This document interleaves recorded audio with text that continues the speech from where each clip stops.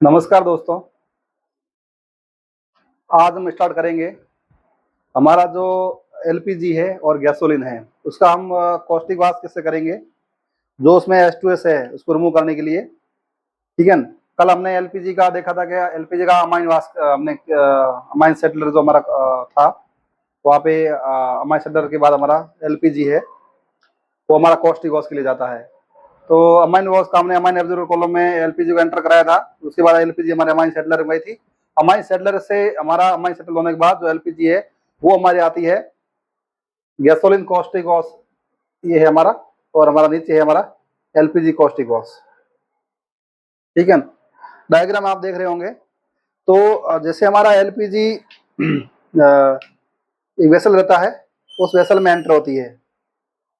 जैसे हमारा कॉस्टिक का ऑलरेडी बैच बना हुआ होता है, कॉस्टिक का लेवल रहता है, उसमें भरा रहता है कॉस्टिक। कॉस्टिक डाइल्यूट फॉर्म में रहता है जिसमें डी वाटर और कॉस्टिक का एक बैच रहता है बना हुआ, ठीक है।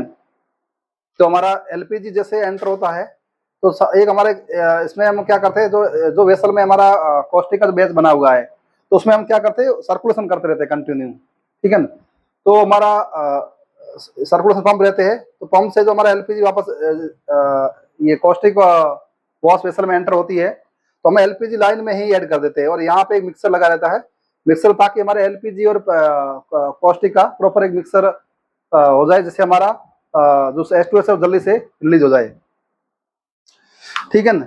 तो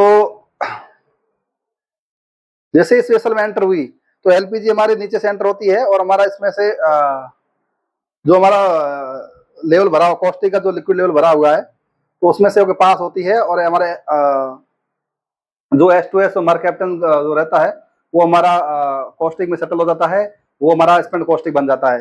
जैसे हमने रिएक्शन दी है एक H2S रिमूवल की, इसमें हमारा H2S था और हमने क्या किया है NaOH जो कॉस्टिक का रहता है, तो इससे हमने रिएक्शन कराई तो हमारा एक तो Na2S सोडियम सल्फाइड बन गया, दूसरा हमारा 2H2O जो पानी बन गया। तो ये हमारा स्पेंड कॉस्टिक बन गया, स्पेंड कॉस्टिक, जो हमारा आगे हम फर्दर उसको ड्रेन करके सीटी में भेज देते हैं, ठीक है।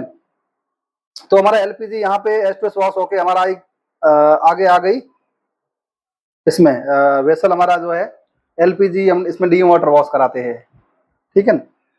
इसमें डी वाटर भरा रहता है और कंटिन्यू बैकअप भी करते रहते हैं एज पर रिक्वायरमेंट, ठीक है। तो एलपीजी जैसे इस वेसल में एंटर हुई जिसमें हमारा डी वाटर भरा हुआ है तो हमारा एलपीजी में थोड़ा बहुत अगर कैरियर हमारा कॉस्टिक कैरियर हुआ है तो कॉस्टिक जो कैरियर हुआ थोड़ा बहुत तो उसको क्या करेगा, डी वाटर से हम वॉश कराएंगे, ठीक है। तो डी वाटर क्या करेगा, जो भी अगर थोड़ा बहुत कॉस्टिक कैरियर हुआ है उसको नीचे बिठा देगा और हमारा एलपीजी चली जाएगी टॉप से होके सैंड फिल्टर में, ठीक है। तो हमारा इसमें जो डी वाटर भरा हुआ था और एलपीजी हमने वॉशिंग कराई, ठीक है, ताकि हमारा कॉस्टिक एलपीजी के साथ ना जाए आगे जाके।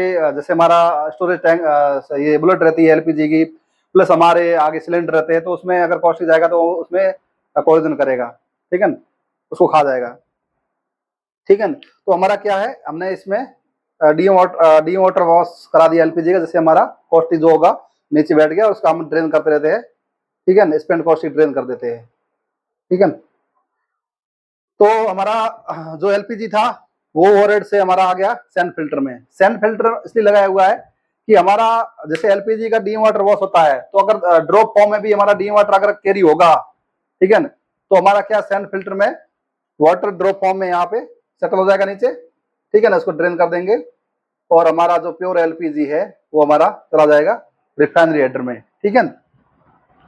तो एक तो हमारा मार्क कैप्टन रिमूवल के लिए हमारा जो रिएक्शन है, एक आरएसएस ग्रुप का जो हमारा मार्क कैप्टन जो रहता है उसका अगर हम कॉस्टिक सोडा के साथ NaOH के साथ रिएक्शन कराएंगे तो हमारा एक सोडियम मार्केप्टाइड निकल जाएगा जो हमारा जो स्पेंड कॉस्टिक है, और उसमें जो H2O निकल जाएगा, H2O वाटर। तो ये दोनों मिलकर हमारा बन जाएगा स्पेंड कॉस्टिक, ठीक है। स्पेंड कॉस्टिक निकल जाएगा और हमारा जो प्योर एलपीजी है वो ट्रीट हो गई है। वैसे वैसे दोस्तों हम देखें तो हमारा गैसोलीन जो हमारा डी ब्यूट कॉलम के बॉटम से विड्रॉल हुआ था तो वहां से गैसोलीन हमारा आ जाता है कॉस्टिक वॉश के लिए, ठीक है। इसमें सेम हमारा बैच भरा रहता है, ठीक है। Caustic plus D water mixer का बैच मिक्स करके हम उसमें सर्कुलेशन करके एक बैच बनाते हैं।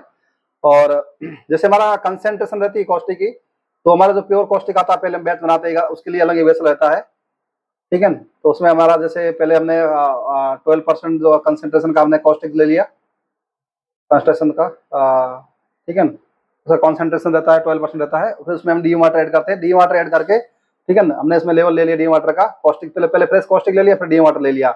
उसके बाद हम इसको पंप वायर पंप इसको सर्कुलेशन चलाएंगे 1 घंटे तक। 1 घंटे बाद सैंपलिंग होगा। उसके बाद इसका कॉन्सेंट्रेशन है जो हमारा बैच का वो 8% के आसपास रह जाएगा, ठीक है ना। 8% कॉन्सेंट्रेशन वाला जो है उसको हम मेकअप करेंगे इसमें या फिर एलपीजी वाली वेसल में, ठीक है ना।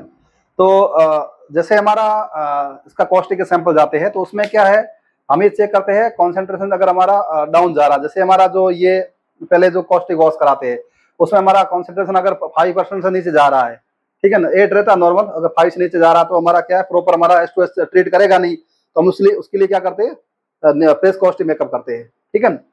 और डी वाटर वेसल है, इसमें हमारा कॉन्सेंट्रेशन कम से कम होना चाहिए, जैसे 2-3% है, ठीक है ना। तो हमारा अगर कॉन्सेंट्रेशन बढ़ता है तो हम क्या करते हैं, उसको ड्रेन करके डी वाटर मेकअप करते हैं। तो नया बैच मतलब ऐसे ये मैनुअल रहता है, हमारा मेकअप करना पड़ता है, ठीक है ना, एज पर रिक्वायरमेंट, ठीक है ना। तो हमारा एलपीजी का हो गया। अभी हम गैसोलीन का सेम करते हैं।